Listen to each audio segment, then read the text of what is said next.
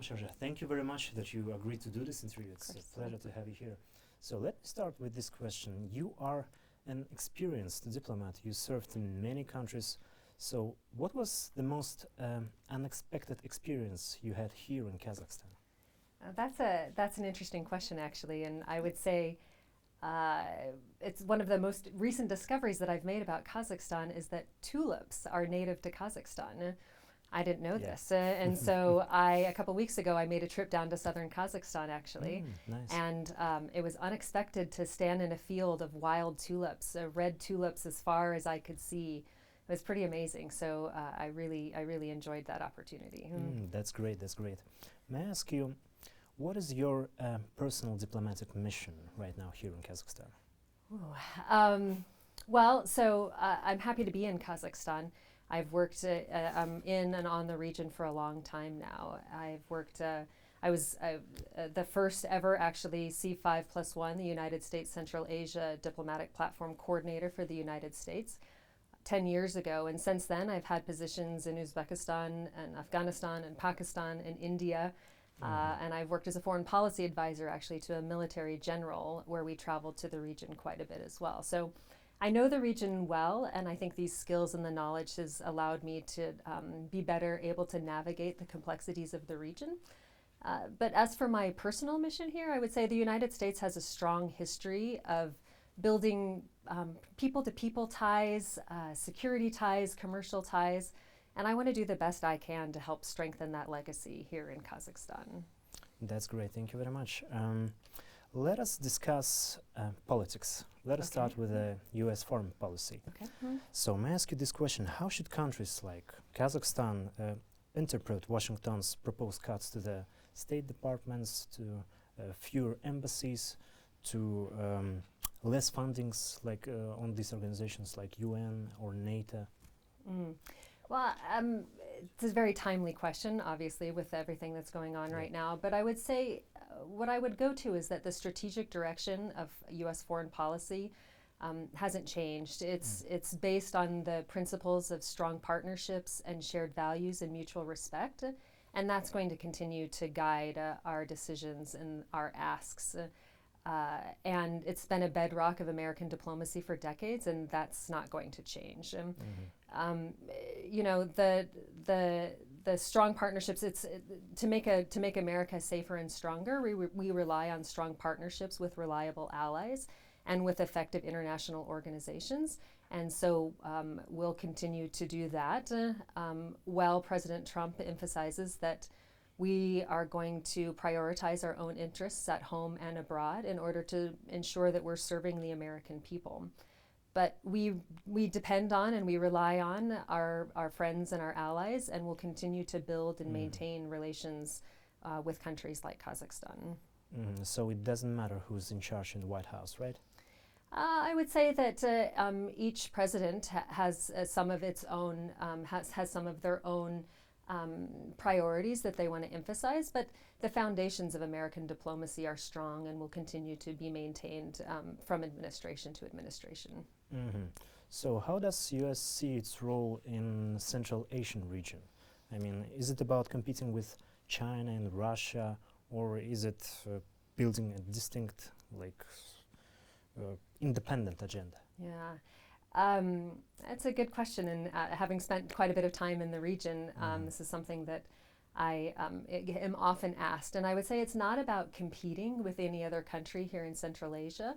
It's about representing American interests and ensuring that we are working together to build strong partnerships in areas of mutual interest.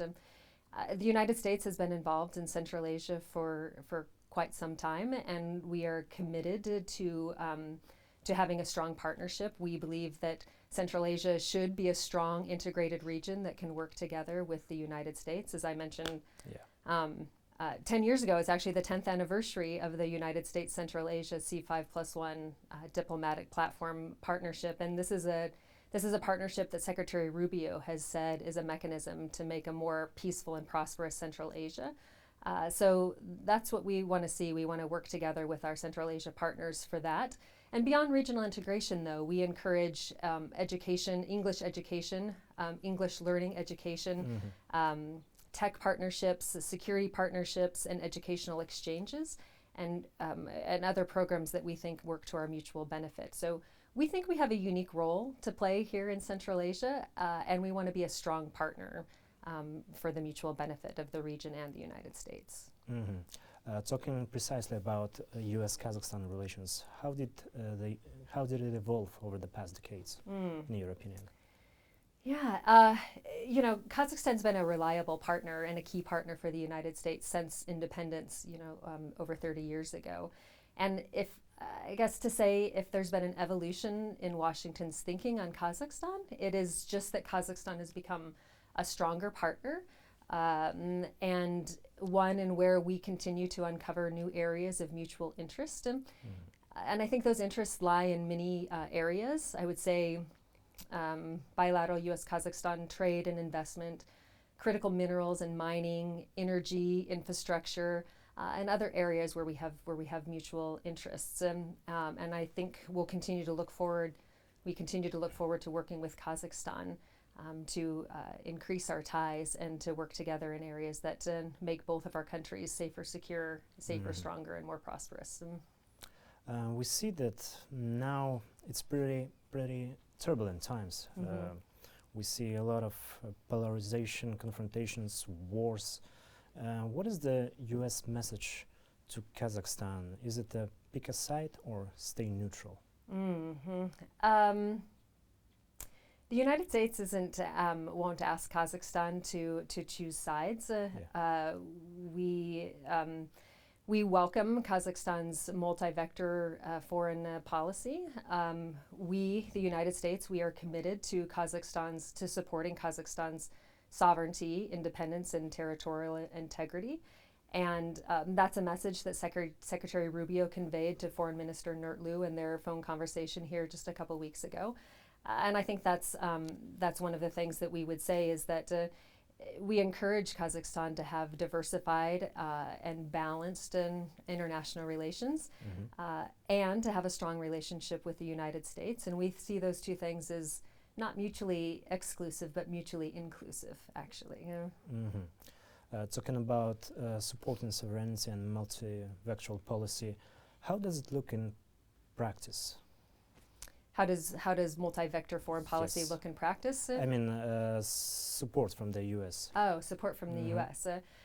Well, I think that we are looking for areas consistently with Kazakhstan, areas where we can work together. And I mentioned some of those fields here earlier.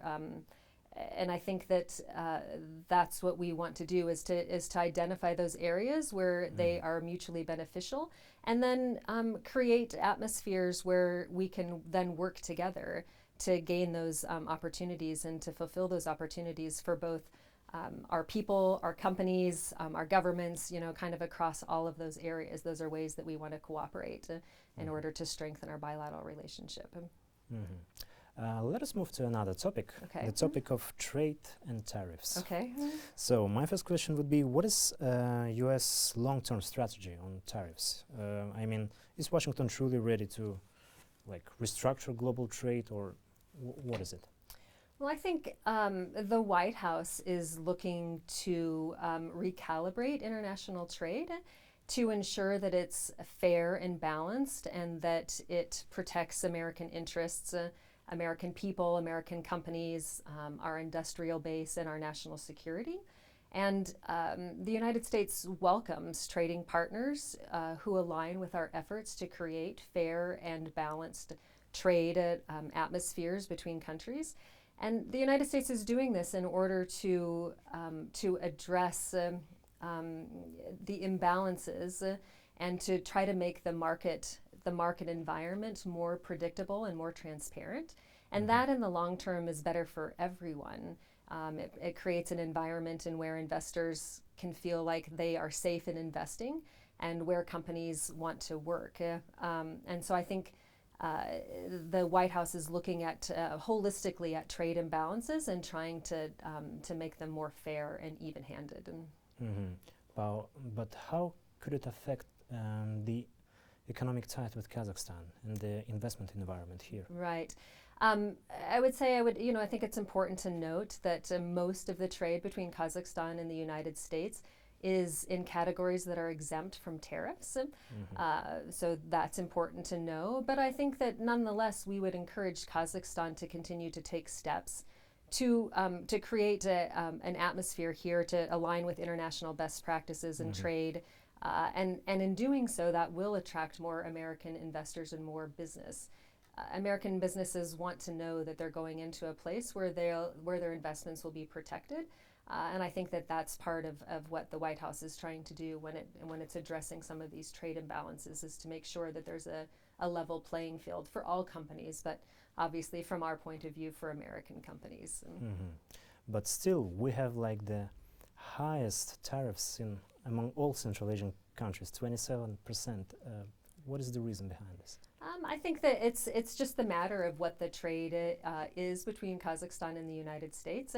And it's the way that the White House looked at the numbers, and they looked at the trade imbalance, and it just means that the trade imbalance was more with Kazakhstan than it was with other countries in Central Asia, and the United States and the White House is seeking to right that balance. I see. May I ask you this question? You remember probably earlier this year, in February, in Congress there was discussion about the Jackson-Vanik amendment. Of course. Yes. My question is there a hope that the issue will return to the agenda? Well, the first thing I would have to say is that I can't speak on behalf of Congress. Obviously, this is something that is completely within their purview. They are the only entity in the United States that can take action on repealing the Jackson-Vanik amendment as it relates to Kazakhstan. So I can say that from our side, from the U.S. Department of State, we want to promote open, free, and fair trade with all countries, including Kazakhstan. But for anything further on that, I would have to point you towards Congress, as they're the ones that have to take the action on this. Okay. I've got two more questions. Sure. We know that U.S. is investing in critical minerals. So are American companies interested in Kazakhstan's resource potential, especially in rare earth metals? Definitely. This is an area where American companies are very interested, and there's the critical reserves that Kazakhstan has, makes it a very attractive destination for U.S. trade, investment, and companies. And the United States actually has a long history of working with Kazakhstan in critical minerals, and especially in the mining sector. And we're proud of and we support U.S. companies that are working in this sector, including U.S. companies that have joint ventures with the state-owned mining company Tauken Samruk, and other companies that are working to provide support and services to other companies working in this field.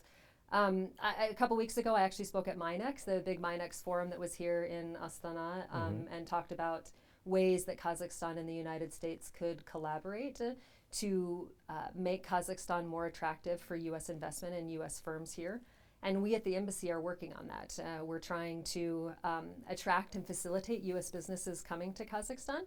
In the last 2 years, we've had 3 trade missions that have come to Kazakhstan, and we're planning 2 more in the next year.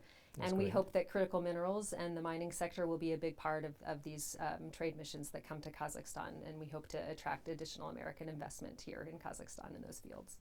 That's great. Madame Charge, I've got one last question, if you don't mind. Sure. If you had an opportunity, of course you have an opportunity, to send the one message from American people to Kazakh people, what would it be? I think I would say, I would emphasize that the United States stands strongly behind Kazakhstan's sovereignty, independence, and territorial integrity, and also in our trade and economic and commercial relationship. And each of those pieces is important to our bilateral relationship.